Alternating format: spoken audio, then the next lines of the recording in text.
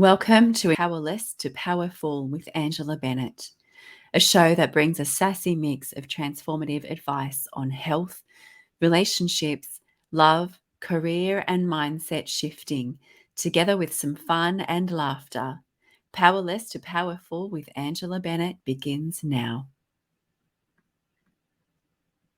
Welcome to Powerless to Powerful. I have my special guest here today, Sasha Parrell.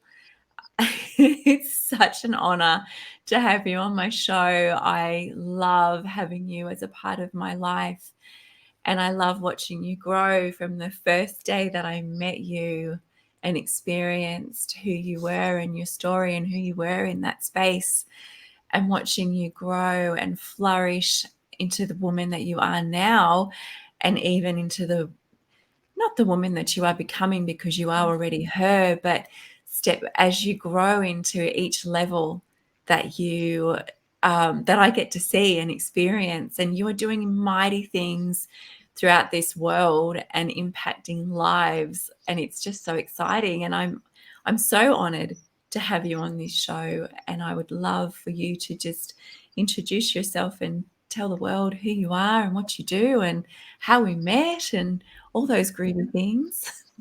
Oh, well, first of all, thank you for that introduction. It's funny because as you were kind of speaking on how you viewed me, it was such a mirror of exactly what I see in you as well. From the moment that I met you, I've been so drawn to you. You just have this charisma and elegance and wisdom about you that is so beautiful and so powerful. And I just knew that I wanted to know you. And so I truly feel like I am the one who is honored to share space with you. So thank you for inviting me to be part of this. I'm super grateful. Oh, it's just great to see your face.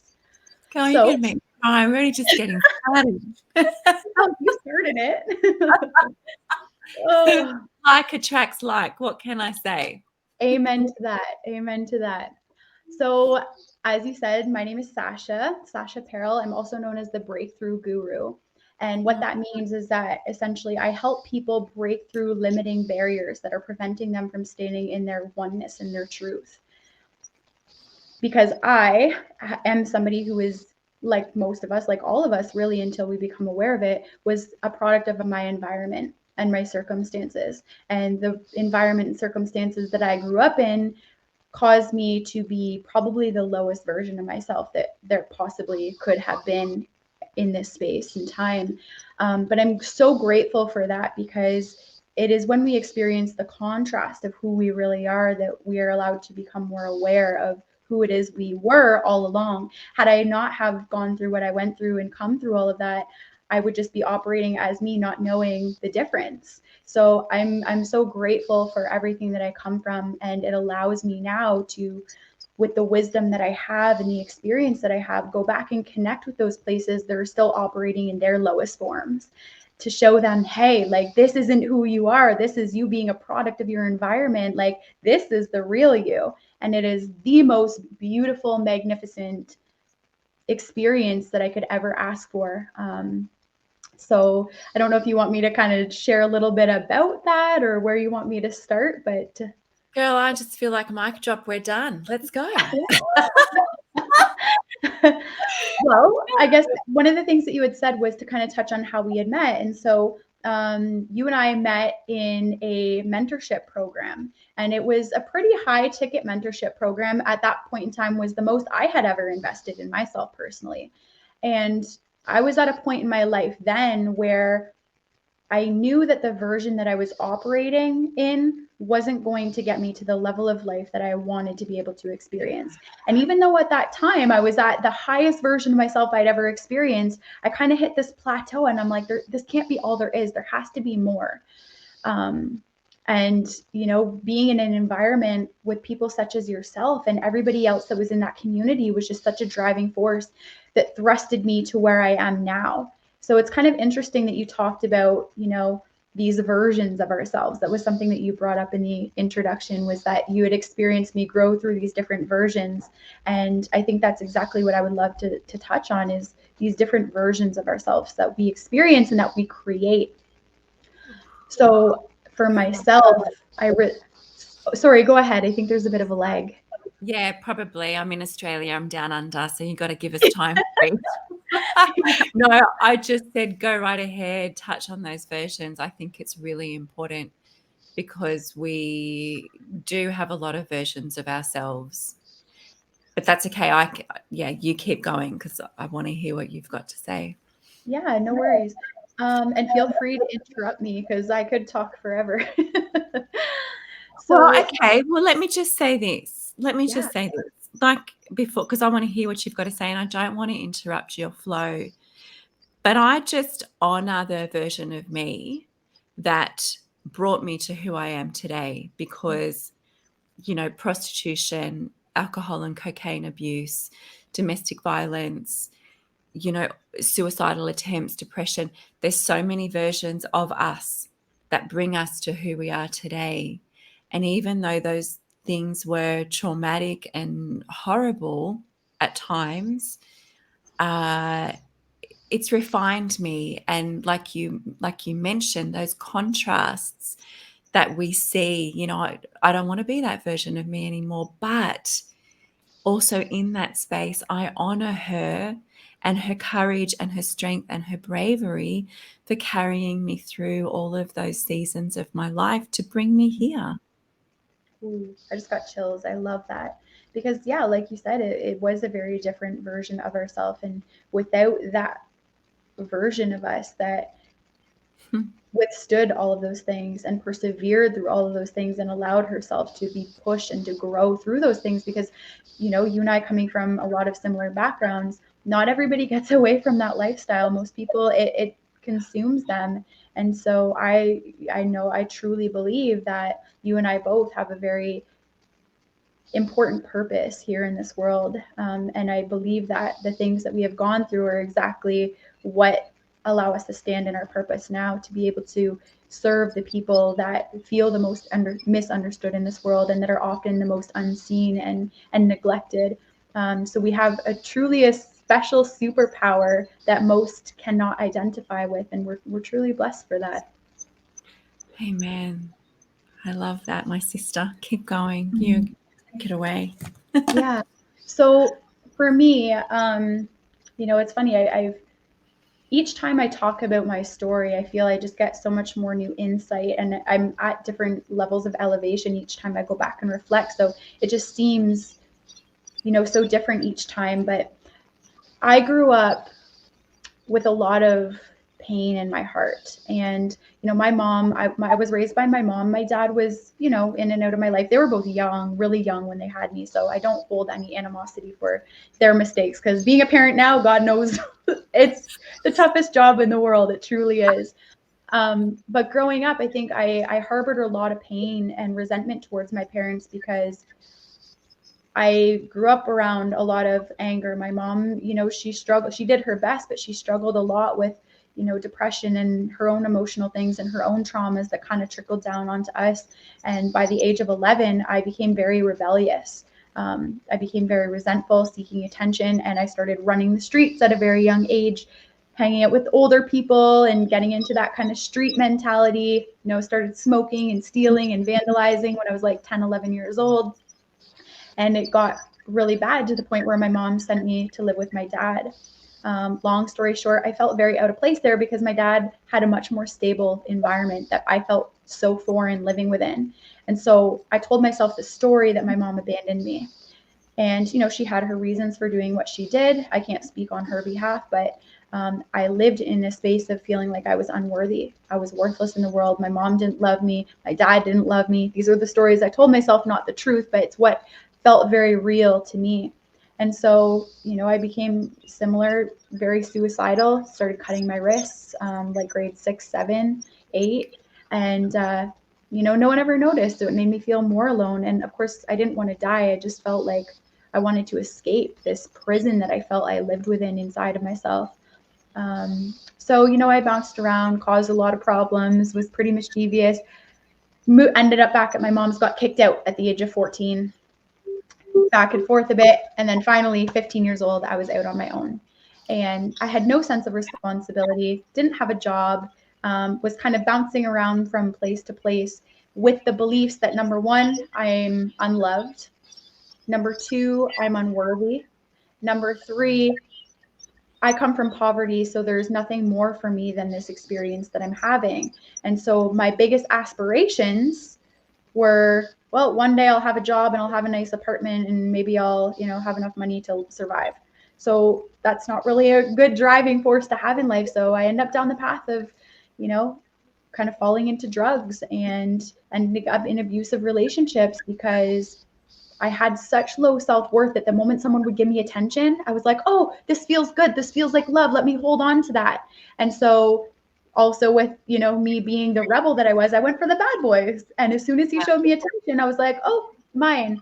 And it would become very toxic very fast. And I ended up in some really bad, toxic, harmful situations that, fast forward, ended up me getting raped on multiple occasions and me, bouncing around from place to place. I remember at one point staying with a friend and he moved his bed into his closet so that I could have his room. So he literally slept on a single mattress inside of his closet, and I slept on two kitchen chairs with a broken door across them, stacked up with blankets. So that was my bed. And it was normal. I didn't know anything more. I was just happy to be out of the house that I felt so confined in. And so I just felt like I was a lost soul, just drifting around, just trying to figure it out with this massive gaping void inside of me that could never be filled. It could never be filled with drugs or sex or men or alcohol. As much as I tried to, it was a temporary fix that just left me feeling more vulnerable and more alone in the world. And, I walked that path for quite a few years. And, I'm looking back now, it was a very traumatic, difficult time in my life. But again, it taught me so much about myself and who I wasn't. And like you, I love the word that you use, refined. It really refined me to become the version of myself that I am today. Wow. I don't even know where to go with that. I had no idea of, I mean, it's creative, a door and two chairs and some blankets. Would never have even thought about that. So, how, wow. One thing I wrote down is we're the first person that we lie to. And Mm, you created all of these stories in your head of, your mum didn't love you, which wasn't the case. She just needed some help. But the cutting of your wrists and looking for that thing that can fill the void. For so long, I used drugs and alcohol and sex to fill a void and to mask what was going on inside. And alcohol was really good for me to numb stuff because I didn't want to face it. It was too painful. Oh, where am I going with this? So I understand what it's like, and I know a lot of people have vices or crutches, whatever you want to call them, and filling it with, like, I relate to the whoever pays me attention, you latch onto, is this this is, the version of love that I can be accepted or that I deserve. How do you so to me, I look at these things and it's like you're making love to things that are destroying you. mm, yeah. What was your defining moment, your awakening moment, your epiphany Mm, that when this needs to change? I can't keep blaming everyone else because that's not getting me anywhere. I need to be the one mm, that makes that change and steps into that next season, era of your life where you start to change things, because a lot of the time it is our paradigms, right? it is. Yeah. Yeah. How does one step up and go, hey, I need to change my paradigms. I need to Mm. change my beliefs. I need to change something. What was that Yeah. like for you? So for me, I feel like I've experienced so many versions of myself all on this like wild spectrum. So I feel like it was a series of awakenings, right? And so specifically with the drugs and like I was, living in technically a trap house with a bunch of friends and, we were all selling drugs and doing drugs and partying. Like people called our house the real live Jersey Shore because it was just full of people all the time partying. I'd wake up in the morning and there'd be people on the floor I didn't even know from the night before. And it was just like, oh, hey, you want to smoke a bong? Like, that was just life. And it was fun for a little while. But like you said, it was a mask. It was, it seems all great on the surface. But then at the end, when is the middle of the day and the party's over and everybody's gone and I'm there alone with my thoughts, I'm like, wow, this is not working. And all of a sudden the panic sets in and the anxiety. And I'm like, wow, this is the reality. I'm really alone in this world. Like, these people are really not my people, But I met somebody, and I know it was by the grace of God that he was sent into my life. He's actually the father of my daughter. We're no longer together, but I really attribute this leveling up to his guidance. He came into my life, and he came from similar circumstances as I did. He came from a lot of trauma as well, but he was not going to allow himself to be defined by it. So when he came into my life and I told him my sob story of like, oh, this is my life and poor me, woe is me, he was like, cool, what are you going to do about it? And I was like, you are so cold. Like, what is wrong with you? And he's like, listen, like, stop feeling sorry for yourself. Like, what are you going to do about it? And that was the first time in my life I was like, I could do something about it? Like, oh yeah, I guess true. And so he challenged me and pushed me. And to be honest, he was hard on me and I hated him for it. But I know I'm a hard-headed person. And by the grace of God, I needed that. So I know it was, divine intervention. But he pushed me to go to college. He pushed me, also by telling me like, what the hell are you doing? You're this old and you don't even have your license. Like, and then I'd be like, oh yeah, I'll show you, I'll get my license. So, it was this headbutting thing where I was really challenged, but it allowed me to challenge myself and to think bigger, where I was like, oh, I can do these things. And then once I started to get this sense of like, there's something more, it just was like mind blowing to me, because I grew up in a small town where it's hard to explain. I feel like only the people who are from here really understand, but it's like growing up in a prison. It's like everybody has the same mentality. Generations, like my mom grew up there, her parents grew up there, their parents, grew up there most of their lives. Everyone knows each other. It's a very small community.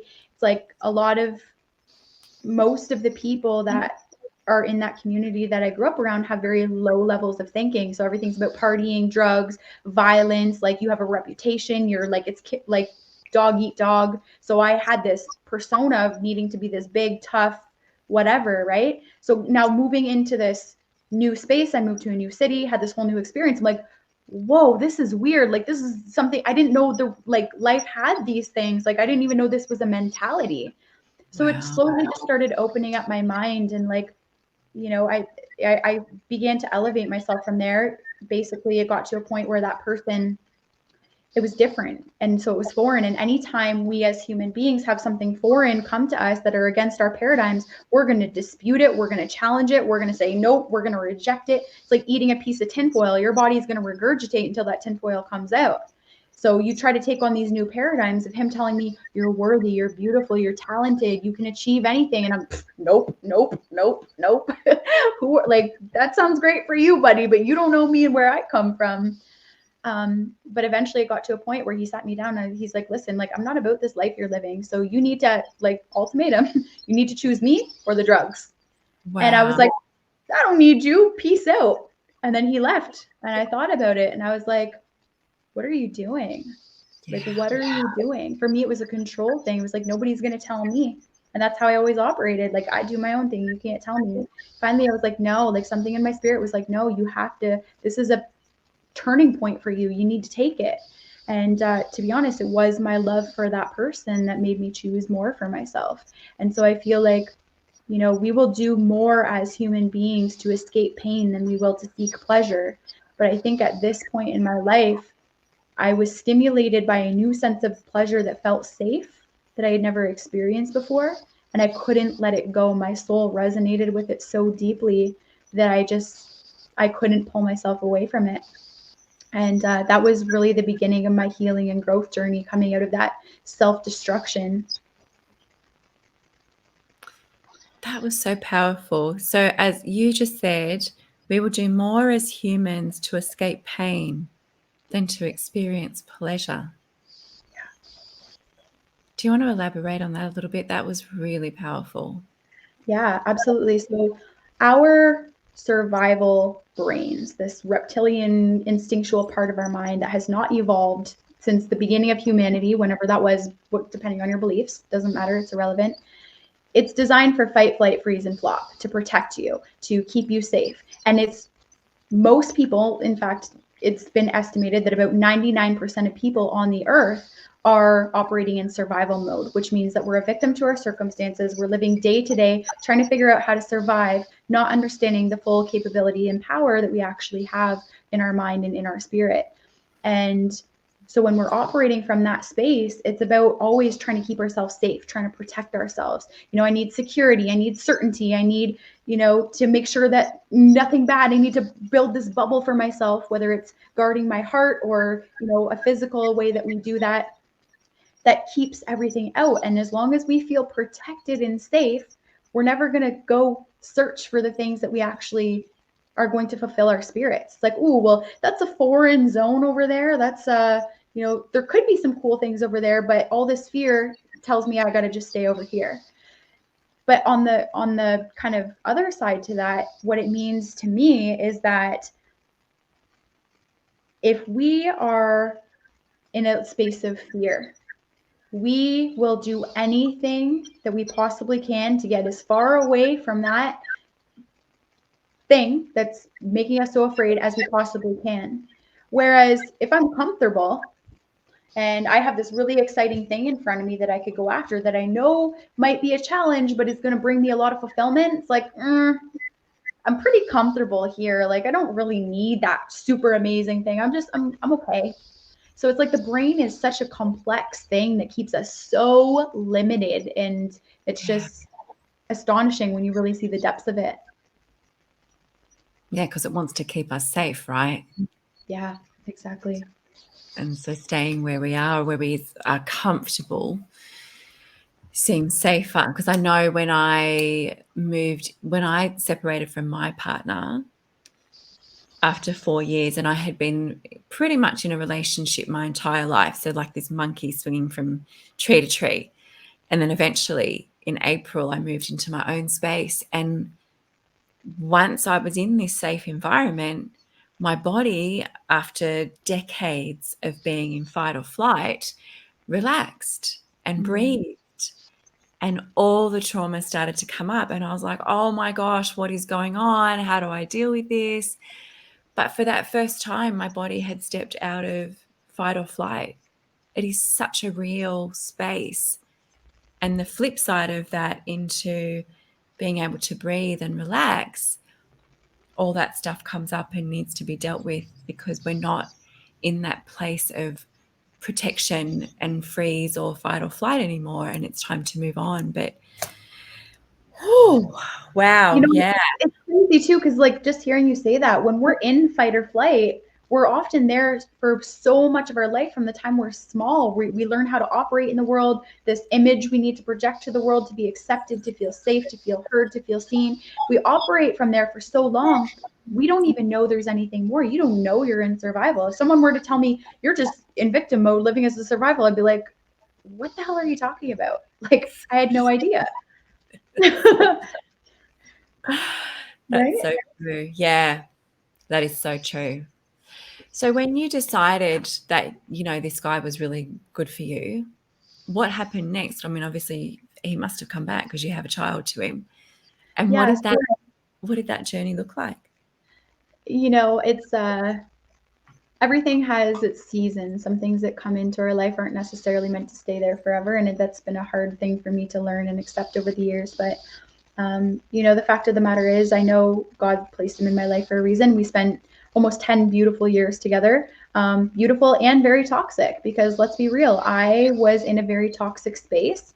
And as much as he had some things figured out, he had his own toxic stuff. So we're two kids, 20 years old, trying to figure out adulthood and navigate without really a whole lot of support. Both with a lot of anger, resentment, self-destruction, and it became very toxic. Don't get me wrong, we loved each other. We still love each other very much in, our own ways, but it was very toxic. It was screaming, it was fighting, it was yelling, it was codependency, it was control, it was all of these things, which, I placed a lot of blame on him for because I didn't have awareness or accountability through that. But that kind of pushed me into this next version too, because like yourself, I got to this point where I was like, I can't live like this anymore. Like it was so toxic, it was so destructive. And for the first time ever, after like yourself, monkeying from relationship to relationship, never being single, never being alone, from the time I was probably 15 years old, finally I was like, I need to find myself. I need to love me. I need to choose me.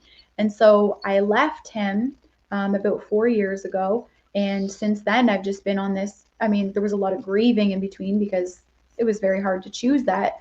But I had to for my daughter too, because I was like, I'm not having her grow up with all this toxicity after, me growing up that way. I wanted more for her. And so, I left, started over literally from nothing. Like I was a stay-at-home mom with him for 3 years because he made good money. I blew through all my savings. Shit blew up between us one night, and I literally packed my car in the middle of the winter and left. No money, no savings, no plan, nothing. And I went to my dad's. And it was really bad. Like the police were involved. It was the ending point. It had been accumulating for a time. And, I went there. I gave myself 3 months. I'm like, I'm going to go on government assistance. I'm going to get some kind of housing or something so I can figure out what I'm doing with my life, allow myself to grieve, which was a huge ego hit to me because I grew up in government housing. I grew up with my mom being on welfare, and it was like something I told myself I would never do. But I realized I'm like, you know what? I had the future in mind. I need to take this time to grieve. If I go jump into a 9 to 5 job and put all this pressure on myself, I am not going to be the best mother I can be. So I did. I got into housing. After 3 months, cut myself off welfare and cut off my life rafts. And I'm like, hey, girl, figure it out now. Like, you're here, go figure it out.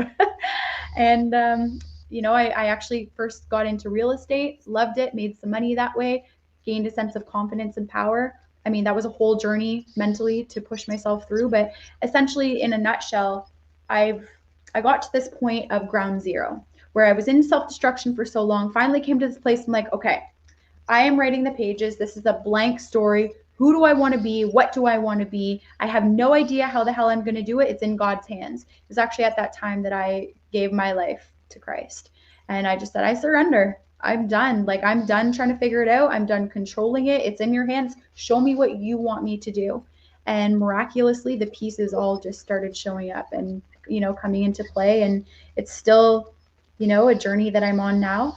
I've come to an incredible place in my life where I'm able to teach people how to rewire their minds because I, got the opportunity to learn from some of the best minds in the world around human growth and potential and the mind and the body and the spirit and how it all works in conjunction. And now my mission is to help people that are in those low, dark, destructive, criminal, violent, like defeating places to return them to the light and help them remember who they are in their oneness as well. And it's, like I said, it's the most incredible journey. I'm still being guided, and I never know what's next. I see the vision of where I'm going, but I don't know what's next. And I think it's such a beautiful place to be where I just live my life in surrender. It's like, oh, well, what's your plan? I'm like, I don't know. Ask God. I'm going this way. Don't know where, don't know how, but I'm going. I love that so much. It's interesting. A lot of people think living a life for God is boring, but it is the most exciting and unknown thing when you just put your life in His hands, because His ways are so much bigger and better and beyond our imagination than ours are, thank God, because, mine's pretty big, but it's not that big. Yeah, for sure. Right? But I love it. And, destruction comes before the rebuild. And so, like with me, I relate to what you were saying when you walked away with nothing, and then you kind of hit rock bottom, and that's the point where you go, I can't do this in my own strength anymore. I've been trying to do it for so long, and I keep failing. I've got nothing left, no energy, no chutzpah, no, almost losing my hope, and I've lost my faith, and I've lost whatever. I've lost everything, my money, everything. And it's in that moment for me, I don't know if you found the same thing, but in that moment, all I had left was the courage to muster, asking for the help of God. And somehow he just gives you that strength to get through the next moment when all you can do sometimes is just breathe. And so I honor you for taking that time and that space to Mm. grieve and to rebuild everything that had been destroyed basically and taken from you and stripped away. And coming, it's amazing how often we come back to ground zero before we can rebuild and step into the next phase for us. Yeah, it's humbling. It really is. And I think it's needed too. And to some degree, I've noticed like, when I started getting into the real estate and I realized, I created I wasn't a real estate agent. I started wholesaling houses, which isn't super common here in Canada. And, I didn't go to school. I didn't get education. I just learned. I went to seminars. I met investors. I just learned from people. And I was like, I'm doing this. I'll figure it out. I didn't allow the limitations to stop me, but I ended up making like big chunks of money fast. And it started to get to my ego. And it was kind of like, oh, well, I don't need anybody. And then it was like, God was like, whoa, whoa, whoa, get back down there. This wasn't the plan. Like, you just slow your roll. You need to learn what to do with this. I'm not going to give it to you. You don't get to experience the kingdom until you understand how to handle the kingdom and to be essentially in that oneness and that version of yourself that's going to honor and respect what it means to actually be in that place of true abundance. I mean, we all live in abundance. It's a matter of perspective, but to continue to have the blessings overflowing into your life, you have to be the version of yourself that can honor and respect and channel that through others as well. So it's been, I've been humbled quite a few times through this journey, which is wonderful because, like you said, God, we work in the natural, God works in the supernatural. And even our wildest dreams that we can perceive, God's got something so much better. So, the way I see is like set a goal, go towards it, but leave room for divine intervention. Allow yourself to be, swayed by other miraculous interventions because that's where the magic happens. Right. Mm, Right. There is so much power in that. So, Sasha, what do you do now? Like, how, you did the real estate thing yeah. and you made your money, and what do you do now? Because you introduced yourself as the breakthrough guru, and I just love that. Mm. I want to hear about who you work with and what you do now and what it looks like. Yeah, so it's been a journey to get here as well. Like, doing the real estate was amazing, but I realized it was my ego that was craving something from that, and I wasn't resonate. My spirit didn't resonate with it, and Because so ego, I remember, sorry to interrupt, I remember Les no. Brown, ego edging got out. Yes. When I heard that, I was like, that is so Oh, true.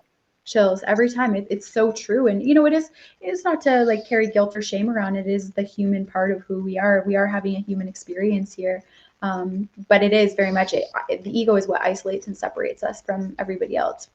Mm. But yeah, so essentially, I came to this place where I was just getting overwhelmed. I was so connected with myself at that point in time that I was like, I don't feel like me doing this. And again, surrender. And I said, God, what do you want me to do? And it's like he kept putting these little trinkets in front of me of like, these not tests, but like, what feels right for you? What are you gonna go for? And then all of a sudden, all these things started aligning where I was thrusted into falling in love with the development of the human mind and spirit. And the more I practiced and tested these things on myself, I started to naturally, coach people around me and show them what to do. And then I realized like it really hit me. I'm like, I have a story. Like there's a lot of women specifically at the time struggling, having just come out of domestic violence, which I dealt with for 12, 13 years on and off that, was so hard for me to navigate through in my community. Like the city that I live in right now is the number one city in Canada for human trafficking. So it's our shelters are overflowing with women. There's not enough support. It's just absolutely terrible the things that are happening around here that so many people aren't aware of. So it's like I just felt in my spirit I'm supposed to show up here. I'm supposed to. There's something that I can do here to help women in this sector. So Ashley and I actually started our company Born Legacy, where we started going and just running low cost and free workshops to teach women how to step into their power after abuse, after prostitution, after domestic violence. And we started seeing such amazing, beautiful results working with the shelters and people around us, that it just naturally evolved. Like we started getting media presence and on podcasts and on the news and like all these things. People became very aware of who we were just by our presence, just by authentically showing up as who we were. We didn't know what we were doing. It wasn't about the money. It was literally just about the soul. And that evolved naturally to about a year and a half ago. Ashley and I had some differences in our views and where we were going, and we decided that it was best to do things separately.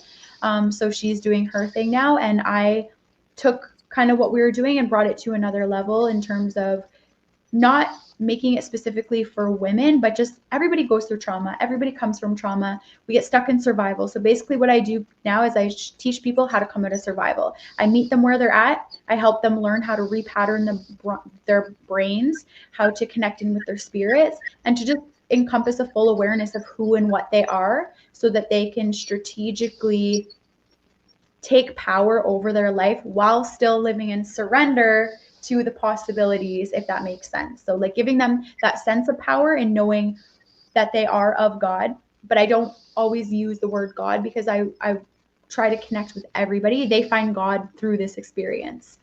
Because you can't not, right? It's beyond you and this physical body. So yeah, like when people ask what I do, it's kind of tricky to say because ultimately I find people, I shouldn't say I find, people are attracted to me who feel stuck in their self-destruction, and I meet them where they're at and give them the tools, resources, wisdom, questions to develop their own conscious awareness to get them into this space of true awareness and sense of understanding of who and what they actually are so that they can live into their full purpose and potential as well.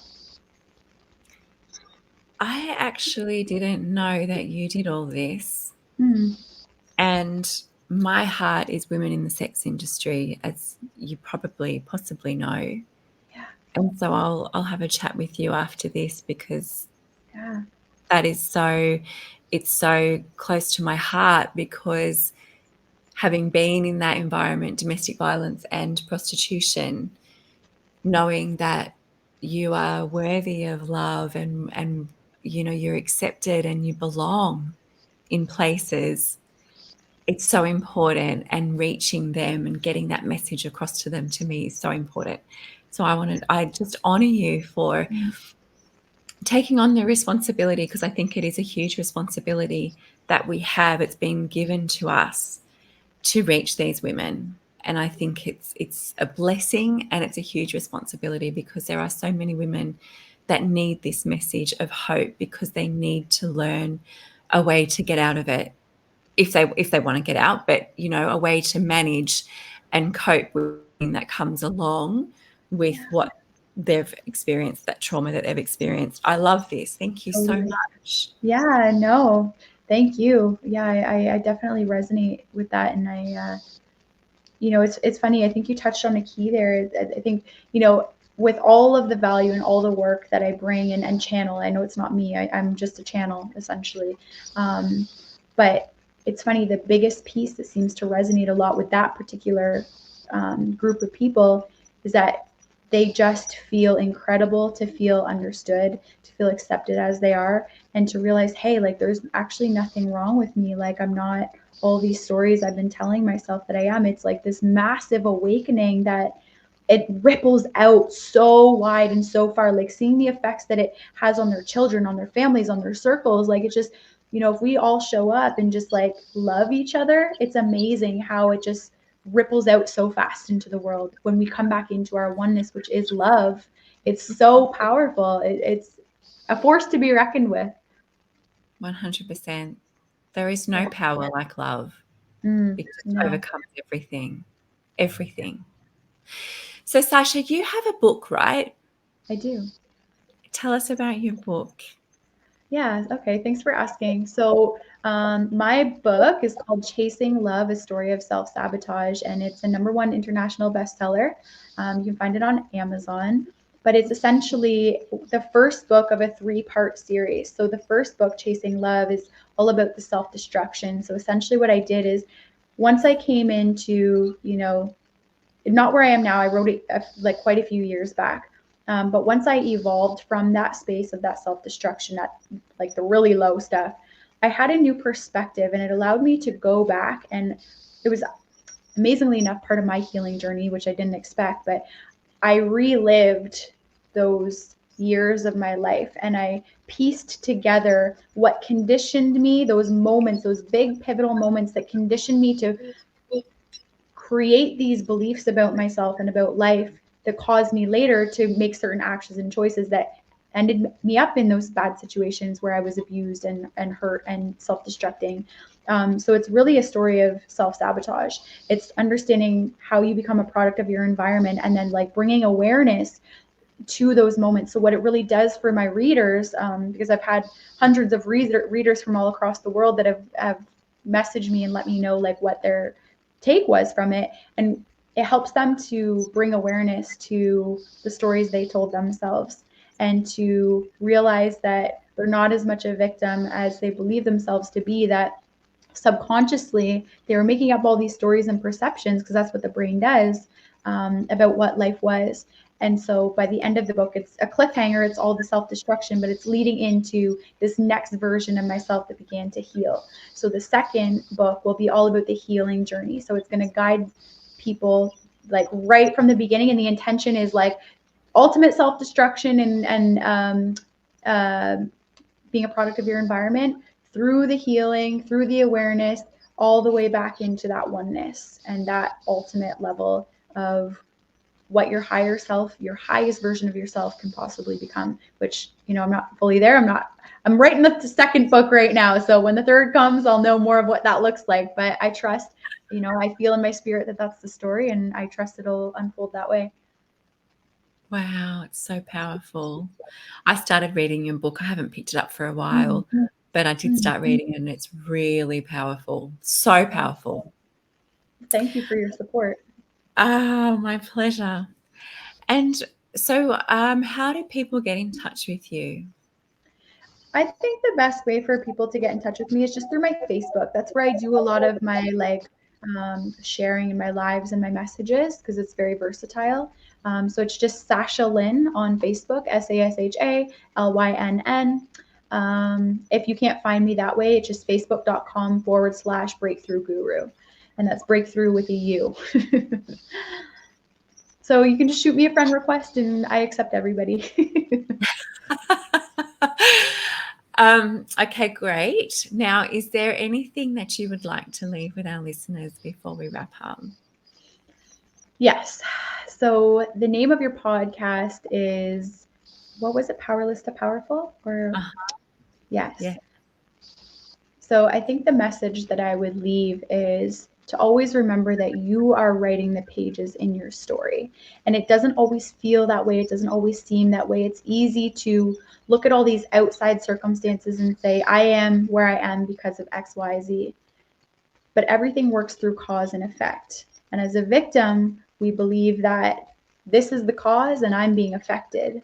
But as we evolve and start to take our power back, we realize that I am the cause and this is the effect.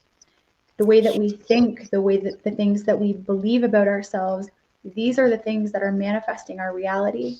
So if you haven't started on your healing journey, find a safe space to start in whatever way that looks to you. And if you don't know, just pray on it. Just ask whatever you believe in, show me the way. You have to relinquish control and just always keep coming back to that understanding that you are writing your story and you get to write it however you want. It seems cliche, it seems far-fetched, but it is absolute truth. I love that so much. And I just want to say that, we are evidence that it doesn't matter what you've been through. It doesn't matter what you've done. There is no sin that is unforgivable to our God. right? He loves us uniquely, and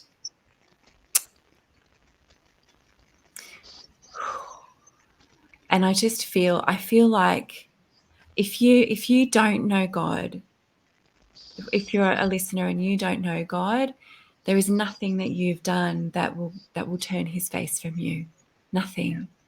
And so if you want to ask Jesus into your life, if you want to make him Lord and Savior of your life, this is a perfect moment for you. It's never too late. You're never too far gone. He will leave everyone that he loves to come and find you. Just you. You are so important to him. And if you would like to make a decision for Christ, it's so simple. It's just a simple prayer that all you need to do is ask God for forgiveness of your sins, because we've all sinned and fallen short of the glory of God. But his mercies are new every day. And as long as you can confess that Jesus is the Son of God and he is Lord of your life, it is that simple. It is that simple. You are a child of God. And if you have any prayer requests, if you need any help with anything, please don't hesitate to reach out to Sasha or myself. We're happy to pray with you and to lead you in the right direction of wherever you need help, because your life matters. You matter, and you are loved, and you are seen, and you are worthy, and you are valued, and you are accepted, and all the things. All the things. And we would love to. Yeah, I know, right? So I felt that. I felt the conviction in your words and in your energy. And I just want to add one thing to what you were just Oh, saying. When we come to know God, we realize that even when we didn't believe in God, even though we might have disconnected from that truth, whatever God means to you, you can start wherever feels right. You'll develop your own relationship, your own unique way of knowing God. But as you reflect back and you start to look at all the pieces and how they came together, you realize that God never left you. Even when you felt mentally detached, even when you didn't see, even when you didn't get it, when you know how God works, when you see how he shows out in your life, you look back and you're like, oh, I get it. That's what that was. That's why that thing happened. That's why when I got in a car accident and rolled 3 times, I got pulled out without a scratch on my body. That's what that was. When, this bad thing happened and, you can piece the things together and you're just like, it makes sense now. And then when you understand that, you can ask more intentionally for that guidance and for that, that presence to become more prominent in your awareness. And it yeah. is just, once you see it, you can't go back. You cannot go back. You can't unsee it. No. Why would you want to anyway? Because I know there are moments, I love what you just said. There are moments in my life where I should be dead. I really should be. And it is by the grace of God, literally, that I sit here with you before you today, having this conversation with breath in my lungs, my heart beating. Like it is by the grace of God.